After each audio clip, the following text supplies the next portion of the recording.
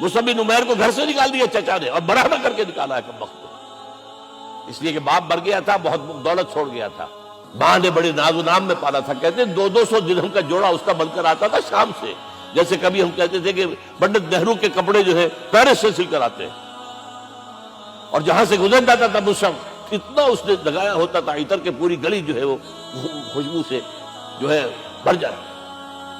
چچا نے بلایا، تم جو یہ گلچھرے کر رہے ہو اپنے باپ کی دولت پر نہ، اور تم اسے کہتے ہو کافر، نکل جاؤ گھر سے۔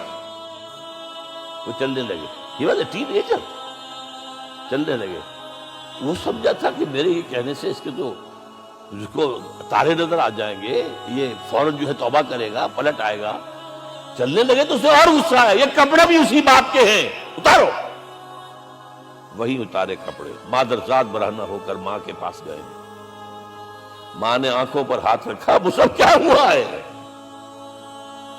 فرمایا امی میں موحد ہو گیا، یہ ہے توحید۔ اور اب جا کر حضور کے دامن میں بیت ارقم میں اب ہمہ وقت کارکن ہے، قرآن اتر رہا ہے، پڑھ رہے ہیں، سمجھ رہے ہیں، قرآن اتر رہا ہے، یاد کر رہے ہیں۔ اور اس کے بعد جب کہا تھا مدینے والوں نے بیعت عقبہ اولیٰ پر کہ حضور ہمارے سے آپ کی ملاقات تو سال کے بعد ہی ہوگی، درمیان میں تو آپ کو معلوم ہے خونریزی ہے، کوئی قافلہ بچ کے نہیں آ سکتا، تو اب آپ ہمیں کوئی اپنا شاگرد دیجئے۔ مصعب بن عمیر کو حضور نے کہا جاؤ ان کے ساتھ۔ وہاں ان کا نام پڑ گیا المقری، پڑھانے والا، قرآن پڑھانے والا۔ 75 آدمی اگلے سال لے کر آ گیا ہے، اور اسی سے بیعت عقبہ ثانیہ ہوئی ہے، اور ہجرت کا راستہ کھل گیا۔ اور اس کو ایک دفعہ حضور نے دیکھا، مسجد کے دروازے کے سامنے سے گزر رہا تھا مصعب، پھٹا ہوا کمبل تھا جسم پہ لپیٹا ہوا تھا، حضور کی آنکھوں میں آنسو آ گئے۔ غزوہ احد میں شہید ہوا کس طرح؟ علم بردار تھا، ایک ہاتھ پر مار پڑا ہے، کٹ کے گر گیا، ایک ہاتھ سے تھاما، دوسرے پر بھی گر گیا، دونوں جو بچے ہوئے حصے تھے اس سے تھاما۔ پھر جب ختم ہو گئے، اس کے بعد جو ہے جب دفن کر رہے تھے تو حضور کے سامنے پرابلم لایا گیا۔ مصعب کے جسم پر تو کوئی کپڑا ہی نہیں تھا سوائے ایک چادر کی، ایک دھوتی، اللہ اللہ قسم۔ اور شہید کا کفن ہوتا ہے اس کا اپنا لباس۔ حضور وہ اتنا چھوٹی ہے وہ چادر کہ پاؤں ڈھانپتے ہیں تو سر کھل جاتا ہے، سر ڈھانپتے ہیں تو پاؤں کھل جاتا ہے۔ فرمایا سر کو ڈھانپ دو کپڑے سے اور پیروں پر گھاس ڈال دو۔ That was the last dress which Mus'ab wore۔ تو یہ لوگ جو تھے محمد رسول اللہ والذین معہ، یہ ساتھی حضور کے، جنہوں نے حضور کے مشن میں آپ کا ساتھ دیا۔ اور ایک خاص مرحلے کا تو میں آپ کے سامنے ذکر ہی کر دوں، اس لیے کہ دین کی اقامت، دین کا غلبہ، اس میں تو جہاد اور قتال آئے گا لا محالہ۔ Nobody is going to allow you to change the system۔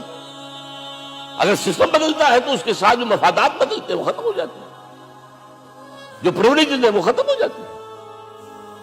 لہذا جب غزوہ بدر کا مرحلہ آیا ہے، حضور نے مجلس شورا منعقد کی، اور آپ نے جو وحی سے آپ کو بتا دیا گیا تھا، دیکھو ایک قافلہ آ رہا ہے شمال سے، مال غنیمت سے لدا پھدا ہے، اور 50 صرف اس کے ساتھ محافظ ہیں۔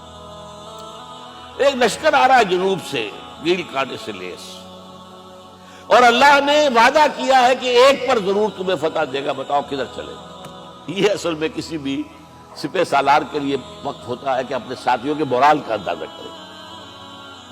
کچھ ہوں گے ہم جیسے کمزور بھی، انہوں نے کہا کہ حضور پہلے قافلے کی طرف چلے، آسانی سے فتح بھی ہو جائے گی اور ہتھیار مل جائیں گے ہمیں، ہمارے پاس تو ہتھیار بھی نہیں ہے، گنتی کے لوگوں کے پاس تلواریں بھی نہیں سب کے پاس، تو 50 آدمیوں کے ہتھیار تو ملیں گے، پھر لشکر سے نپٹ لیں۔ اب حضور کہہ رہے ہیں اشیرونی اشیرونی اشیرونی۔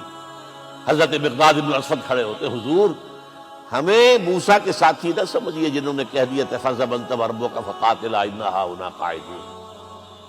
ہم موسیٰ کے ساتھی نہیں ہیں، ہم آپ کے جانثار ہیں، آپ جو آپ کی نیت ہے آپ بسم اللہ کیجیے، ہم آپ کو کیا پتہ ہمارے ذریعے آپ کو اللہ تعالیٰ آنکھوں کی ٹھنڈک عطا فرمائے۔ حضور پھر فرمایا مجھے مشورہ دو، مجھے مشورہ دو۔ تب خیال آیا سعد ابن عبادہ رضی اللہ تعالیٰ عنہ کو، جو رئیس انصار تھے، ہو نہ ہو یہ ہماری طرف روئے سفر، کیونکہ بیعت عقبہ ثانیہ جس کے نتیجے میں ہجرت ہوئی ہے اس میں طے یہ ہوا تھا کہ اگر یہ مکے والے مدینے پر حملہ آور ہوں گے آپ کو ختم کرنے کے لیے، ہم آپ کی حفاظت ایسے ہی کریں گے جیسے اپنے بیوی بچوں کی۔ اور ابھی مدینے پر حملہ ہوا نہیں ہے، حضور پری ایمپٹ کر رہے ہیں، باہر نکل کر مقابلہ کرنا چاہیے. تو گویا کہ انصار کور نہیں ہوتے اس کے اندر، اس لیے بار بار اشیرونی مجھے مشورہ دو. اب سعد بن عبادہ کھڑے ہوتے ہیں، کانک تعنینا یا رسول اللہ صلی اللہ علیہ وسلم، اے اللہ کے رسول شاید آپ کا روئے سخن ہماری جانب ہے. فإنا آمنا بک وصدقناک، ہم آپ پر ایمان لا چکے ہیں، ہم نے آپ کی تصدیق کی، اب ہمارے پاس چوائس کون سا ہے؟ اگر آپ آگے چلیں ہم پیچھے چلیں گے، اگر برق الغباد تک پہنچیں گے ہم اپنی اونٹنیوں کو دبلا کر دیں گے. یمن کا آخری شہر جو ہے برق الغباد، اور اگر آپ ساحل سمندر پر کھڑے ہو کر اپنی سواری سمندر میں ڈالیں گے ہم بھی ڈالیں گے.